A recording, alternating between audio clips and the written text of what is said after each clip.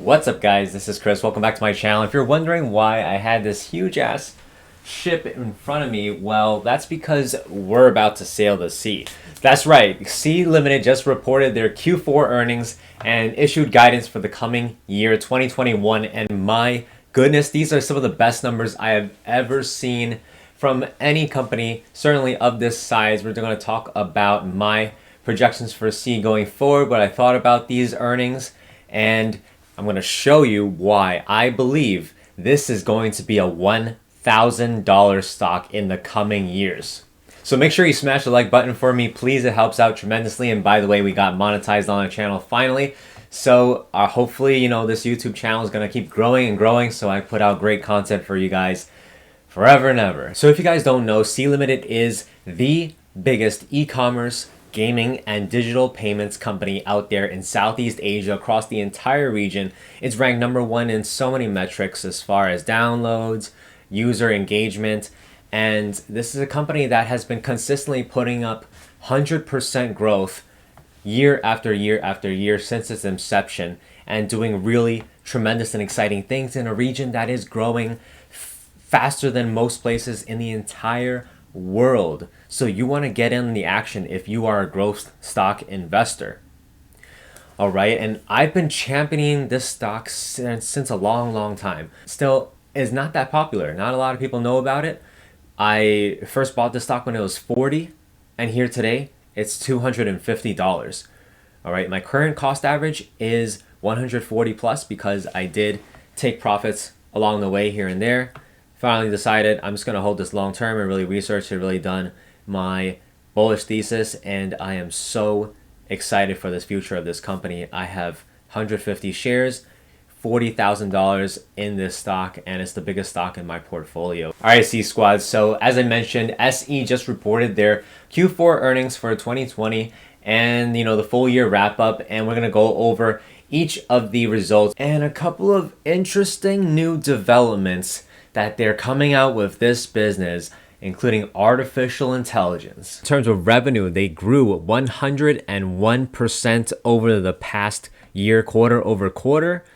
To put that into context, you take a look at all the other types of e-commerce companies out there, Amazon, Alibaba, JD, those type of companies are putting up 30 to 50% revenue growth. 100% is astronomical.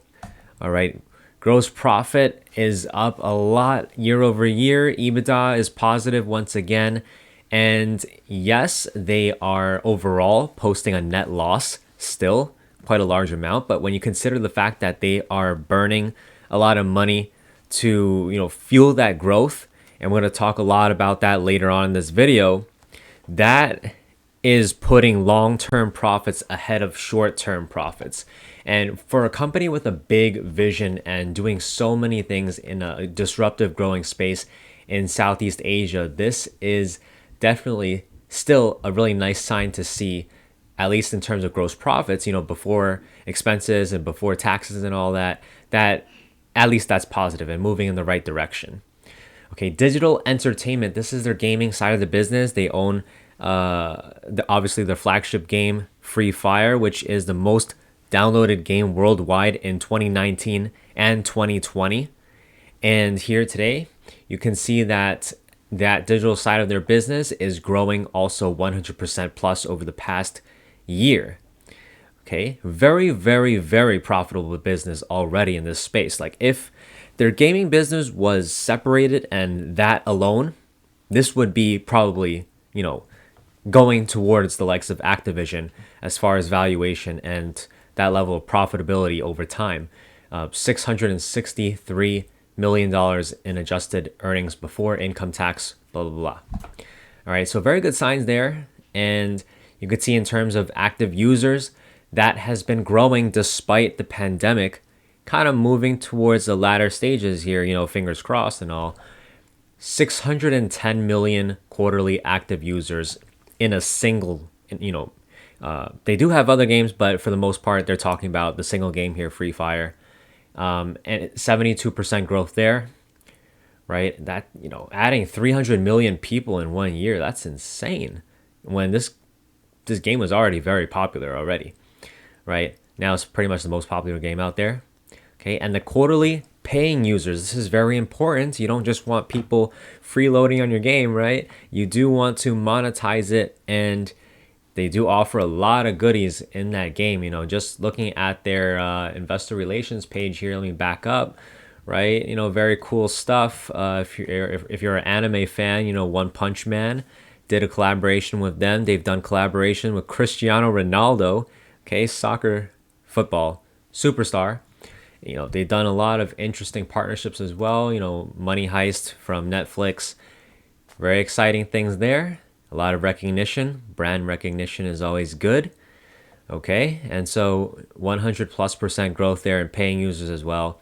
This is just doing unbelievably well. If you go on YouTube, also the people that just watch people play this game is unbelievable. Billions and billions of views. So you can indulge yourself in all these amazing stats right here. E-commerce, okay, Shopee. I love Shopee. If I'm going to Asia, that's what I'm going to use because, hey, everyone's using it and they have really great logistics around it as well. A lot of great social functions, and the gap revenue here is very impressive. 178% growth year over year. Again, that's astounding. In terms of e-commerce alone, just a pure e-commerce play. If you split this from the rest of the company also, this would be valued insanely high because no other e-commerce company out there is doing what they're doing. Yes, they're spending a lot of money to do it, but no one else has the guts to do it.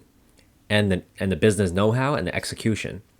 So to go from 300 million in revenue to 840, and we're going to talk about that guidance coming up, guys. Don't miss that because I'm like speechless by that. But $800+ million in revenue right now. GAAP revenue, mind you, again. GAAP revenue, okay? Not a lot of people know this, but this is pretty much the highest standard of accounting out there, right? This is the most legit accounting out there. You see other companies, sometimes they report non-GAAP, sometimes they report GAAP, adjusted earnings, blah, blah, blah. This is legit GAAP revenue. Like there's no denying this is legit numbers. So again, I'm blown away, guys. I'm blown away.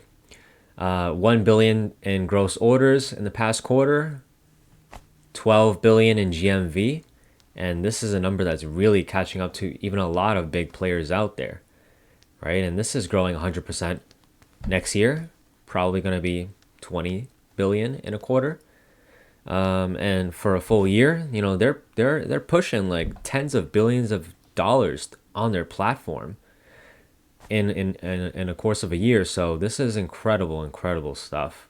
And again, by these metrics in terms of their app, #1 in total time on the app and downloads. That user engagement is super important for building that ecosystem of loyal customers. So unbelievable there in the e-commerce side. Digital financial services, 2.9 billion in mobile wallet total payment volume last year in a single quarter. I think the first quarter of 2020 actually, they did about 1 billion in payment volume. So they've tripled in less than a year. Can't wait to see what's next. 23 million quarterly paying users. And I think this is really not factored in a lot in this stock's valuation, becoming a very substantial fintech company. And in terms of the other things that they're doing in this space, they've just recently acquired a couple of banks across Southeast Asia to get those banking licenses and put up their digital banking services ASAP. And that is going to be another growth vector for them. We've seen how well Square does. We've seen how well PayPal does. And Square, by the way, even started their own digital bank too recently. So that is another piece of the package that you're getting here. So by the way, guys, a lot of you have been asking me, do I have a Discord? Well, I'm here to tell you this is the only Discord I'm part of as a partner, Stock Dad's official Discord. Here you have a lot of great content from real-time alerts, okay?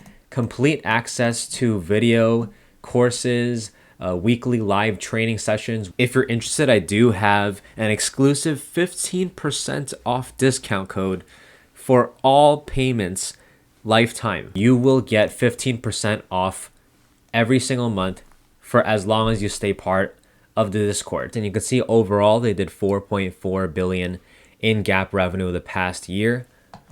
And we're going to go ahead to, once again, I do want to point out e-commerce real quick, because e-commerce started out as something tiny in the grand scheme of things for this company. This was, by and large, just a gaming company. The original name was Garena, right? They've since evolved because they took so much risk, sure, but they took a really calculated risk, and they've been pumping up and building up this business to be the #1 e-commerce business across Asia. Turning to that guidance now, full year 2021 guidance, and holy cow, this was a lot more than I personally expected even. 4.3 to 4.5 billion in digital entertainment, and 38% growth there. And in terms of e-commerce GAAP revenue, 4.5 to 4.7 billion dollars. You put that together, you get about $9 billion between the two, and that's not even factoring in the digital financial services and something else that we'll talk about, sort of a secret thing they got rolling out over at C Group, C Limited. But the gaming and the e-commerce put together, that's a lot of revenue for sure. And the e-commerce, the fact that it is continuing to grow at 112% is totally not what people are expecting, right? After you just did a blockbuster year where you got 150%, 200% type of revenue growth there, to put up another 100% basically for e-commerce is just extraordinary. It's extraordinary. And I don't think analysts were expecting it. If you go look at the estimates for C Limited on Yahoo Finance, for example, they were estimating 55% growth. Well, this is definitely not 55% growth.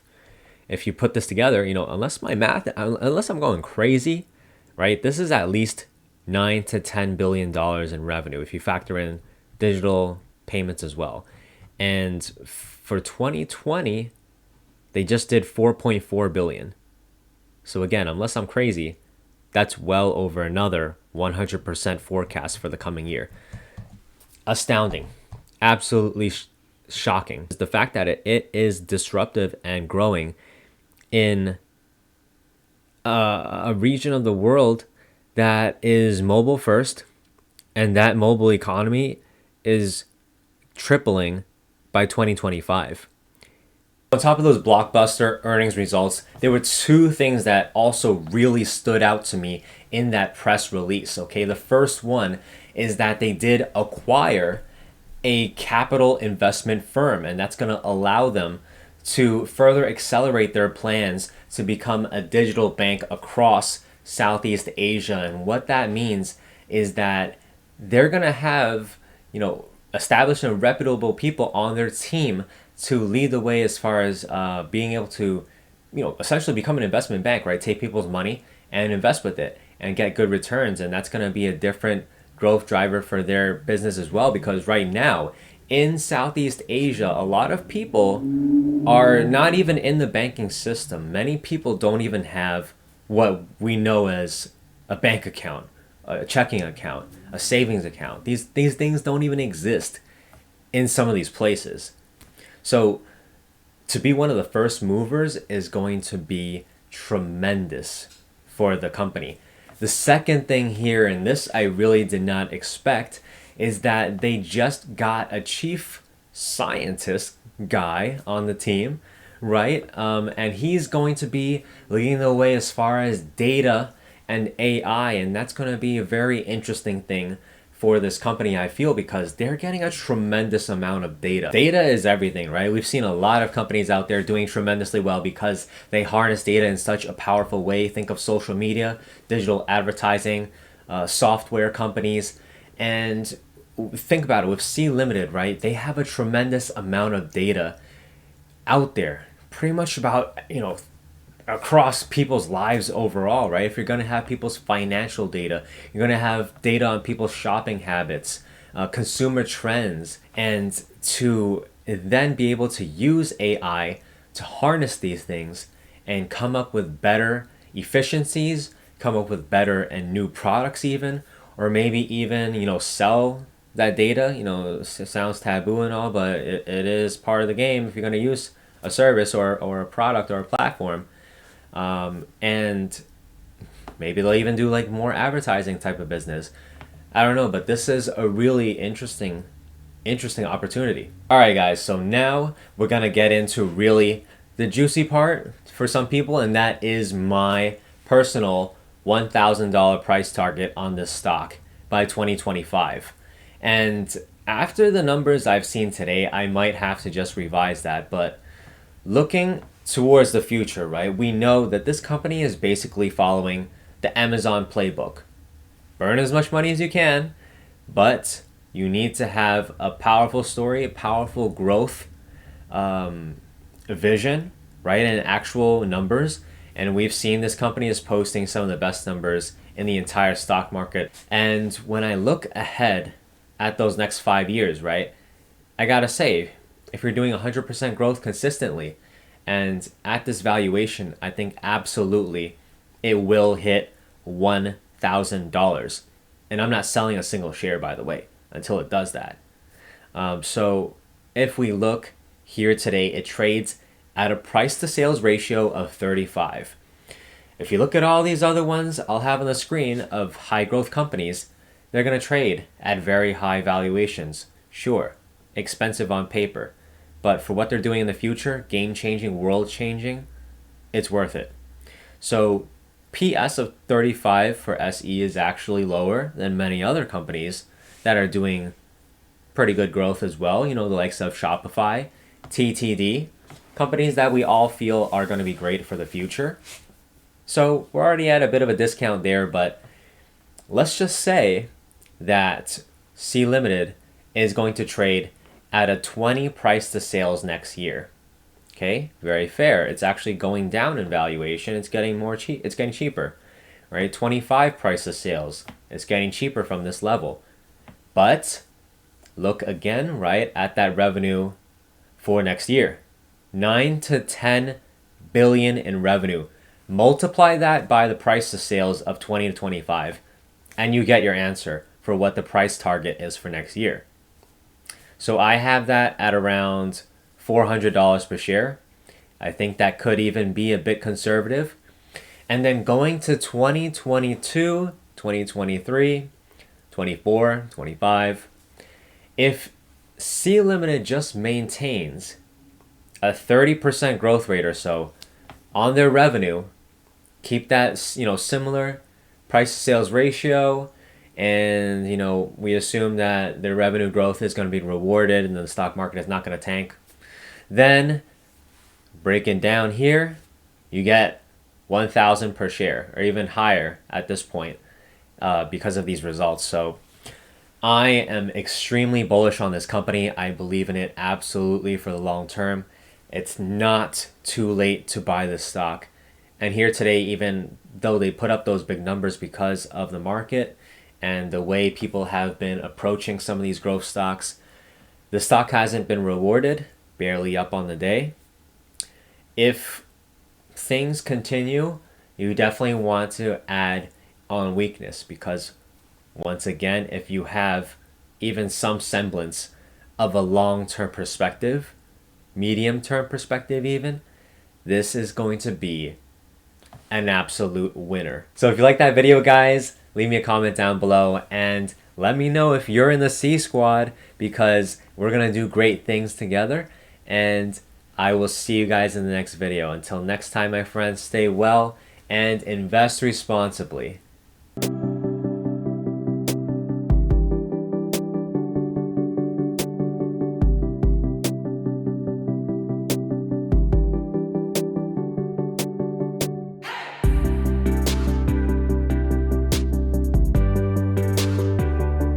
I even got my blue shirt out for this video because we're talking all about C Limited, aka C Baby, C Star, and we are the C Squad.